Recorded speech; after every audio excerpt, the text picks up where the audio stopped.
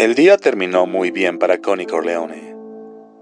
Carlo Rizzi cumplió con su deber de esposo con destreza y vigor, estimulado por el contenido de la bolsa de la novia, que totalizaba más de $20,000.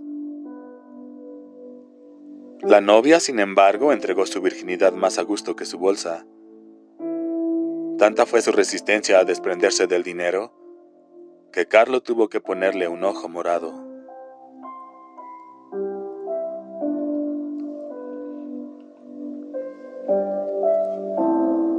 Lucy Mancini esperaba en su casa a que Sonny Corleone la llamara, convencida de que le pediría una cita. Finalmente llamó a casa de Sonny, pero cuando oyó a través del hilo una voz de mujer, colgó. Lo que ella no podía saber era que prácticamente todos los invitados se habían dado cuenta de la larga ausencia de ellos dos durante la fiesta. Como tampoco podía saber que se murmuraba que Santino Corleone había encontrado otra víctima, que se había aprovechado de la dama de honor de su propia hermana.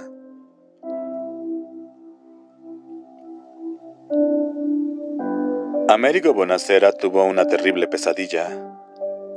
En sueños vio a Don Corleone ataviado con una visera, polainas y guantes, descargando unos cadáveres acribillados a balazos enfrente de la funeraria y gritando: «Recuerda, Amerigo, ni una palabra a nadie y entiérralos enseguida». Tan apremiantes debieron de ser sus gruñidos que su esposa se despertó. ¿Pero qué clase de hombre eres?», se quejó. «Mira que tener pesadillas después de una boda».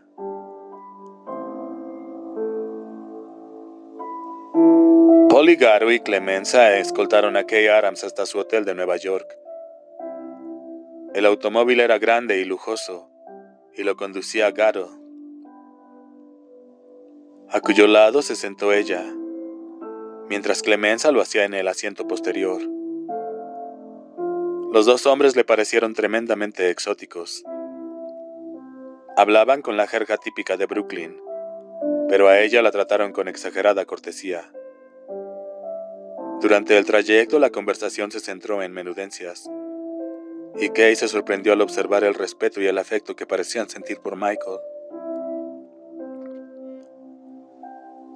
Pese a que éste le había hecho creer que era completamente ajeno al mundo en el que su padre se movía, Clemenza le aseguró, con su extraño lenguaje y su voz gutural, que el viejo estaba convencido de que Michael era el mejor de sus hijos, el que seguramente heredaría los negocios de la familia.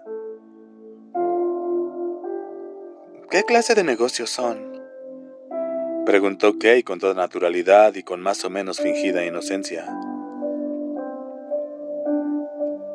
Polly Gatto le dirigió una mirada rápida mientras tomaba una curva. «¿No se lo ha dicho Michael?», respondió Clemenza en tono de sorpresa. «Don Corleone es el mayor importador de aceite de oliva italiano de Estados Unidos. Ahora que la guerra ha terminado, el negocio marchará viento en popa. Necesitará un muchacho listo como Michael».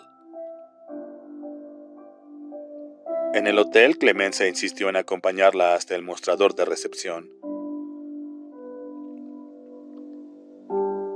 «El patrón dijo que nos aseguráramos que llegara bien», adujo ante las protestas de la muchacha. «Y debo asegurarme de que así sea». Cuando le hubieron entregado la llave de su habitación, Clemenza la acompañó hasta el elevador y esperó a que entrara. Ella, sonriente, se despidió con la mano y de nuevo se sorprendió al ver la amistosa sonrisa de Clemenza. Claro que su impresión hubiera sido muy diferente si hubiera podido ver al hombre de Don Corleone acercándose al recepcionista para preguntarle con qué nombre se había registrado.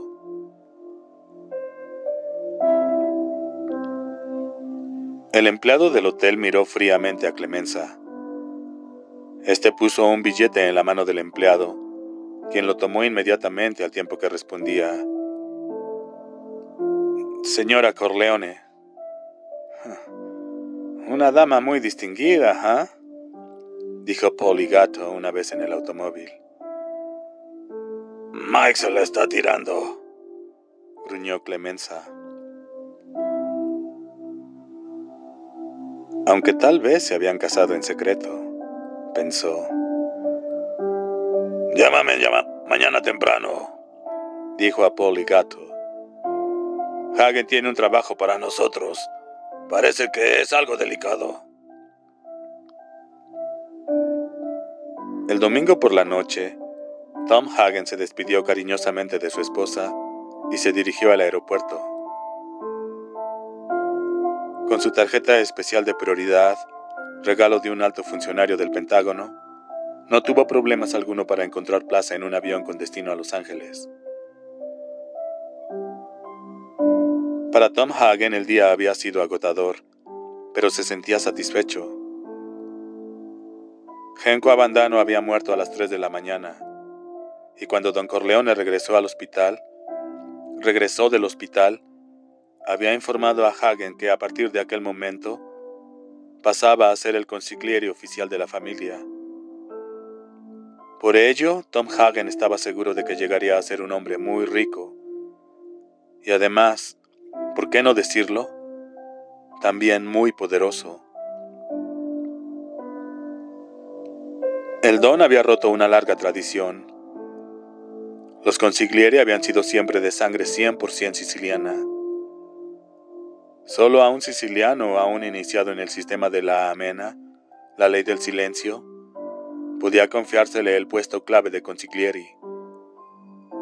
Entre el cabeza de la familia, Don Corleone, que dictaba lo que debía hacerse, y los ejecutivos, que llevaban a cabo lo ordenado por el Don, había 3 abogados.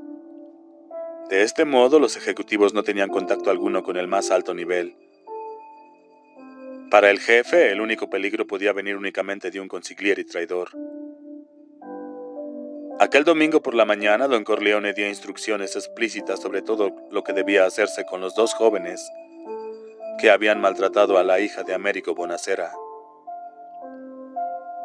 Sin embargo, las órdenes las había dado en privado a Tom Hagen, quien a su vez, más tarde y también sin testigos, dio instrucciones a Clemenza. Este último era quien debía transmitir la orden a Poligato para que realizara el encargo. Cuidara de reclutar a los hombres necesarios y dirigiera la operación. Ni Poligato ni sus hombres sabrían por qué tenían que realizar aquella tarea, ni quién la había ordenado. Para que un eslabón de la cadena se rompiera, habría sido necesario que alguien traicionara al Don. Y esto nunca había ocurrido, aunque nadie aseguraba que no pudiera ocurrir o suceder en un futuro. En tal caso, también estaba previsto el remedio, haciendo desaparecer el eslabón de la cadena afectado, todo solucionado. El consigliere era también lo que su nombre indicaba, el consejero del Don, su mano derecha, su cerebro auxiliar, su mejor compañero y su más íntimo amigo. En los viajes importantes conducía el automóvil del Don. En las conferencias salía a buscar refrescos, café, bocadillos o cigarros para el Don. Sabía todo o casi todo lo que sabía el Don. Conocía todas las células del poder. Era el único hombre que podía destruir al Don. Sin embargo, ningún consigliere había traicionado jamás a un Don. Por lo menos ninguna de las poderosas familias sicilianas que se habían establecido en América recordaba que tal cosa hubiese ocurrido. La traición a un Don era un acto sin futuro. Todos los consiglieri sabían que si permanecían fieles, tendrían dinero, poder y el respeto de todos. Si alguna desgracia ocurría a un consigliere, su esposa e hijos no carecerían de nada, y serían protegidos como si él viviera o estuviera libre. La única condición era que se mantuviera fiel. En algunos asuntos el consigliere tenía que actuar por cuenta de su don de manera más abierta, pero sin comprometerlo en modo alguno. Hagen volaba hacia California para solucionar uno de tales asuntos. Se daba perfecta cuenta de que en su carrera de consigliere influiría considerablemente el éxito o el fracaso de esa misión. En realidad, teniendo en cuenta la envergadura de los negocios de la familia, el que Johnny Fontane obtuviera o no el papel en la película era una menudencia. Mucho más importante era, en cambio, la entrevista que Hagen había concertado para el viernes siguiente con Virgil Sollozzo. Pero Hagen sabía que para el Don ambos asuntos tenían igual importancia, y siendo así, todo buen consigliere dejaba automáticamente de hacer cabalas al respecto.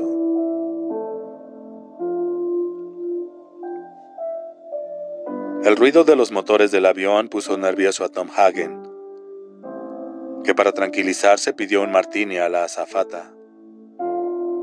Tanto él como Johnny le habían hablado del carácter del productor cinematográfico Jack Waltz. Por lo que Johnny había dicho, Hagen estaba convencido de que no lograría hacer entrar en razón al productor.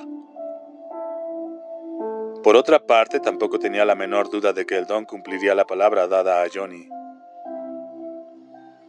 Su papel se reducía al de mero negociador. Recostado en su butaca, Hagen pasó revista a toda la información que le habían proporcionado. Jack Waltz era uno de los 3 productores más importantes de Hollywood, propietario de su propio estudio, que había firmado contrato con docenas de grandes estrellas. Era miembro de la sección cinematográfica del Gabinete Asesor de Información Bélica del presidente de Estados Unidos, lo cual significaba que colaboraba en la realización de películas de propaganda. Había cenado en la Casa Blanca y J. Edgar Hoover había estado en su casa de Hollywood. No obstante, todo aquello era menos importante de lo que parecía. No eran sino relaciones oficiales. Waltz no tenía ningún poder político personal. En primer lugar, porque era un reaccionario de mucho cuidado. Y en segundo lugar, porque era un megalómano que imponía su criterio despótica y dictatorialmente, sin pararse a pensar en que ello le granjeaba la enemistad de cuantos estaban a sus órdenes. Hagen suspiró. No veía la forma de convencer a Jack Waltz. Abrió su portafolio y trató de trabajar un poco, pero estaba demasiado cansado. Pidió otro martini y se puso a reflexionar sobre su pasado. No se arrepentía de nada. Al contrario, se daba cuenta de que había tenido una suerte extraordinaria. Por lo que fuere, el camino que había escogido 10 años atrás era el mejor. El éxito le sonreía. Era tan feliz como pudiera serlo cualquier hombre adulto y encontraba que la vida merecía la pena. Tom Hagen tenía 35 años. Era un hombre de figura esbelta y facciones agradables. Se había graduado como abogado, pero su trabajo para la familia no era en calidad de tal, a pesar de que después de terminar sus estudios llegó a ejercer durante 3 años.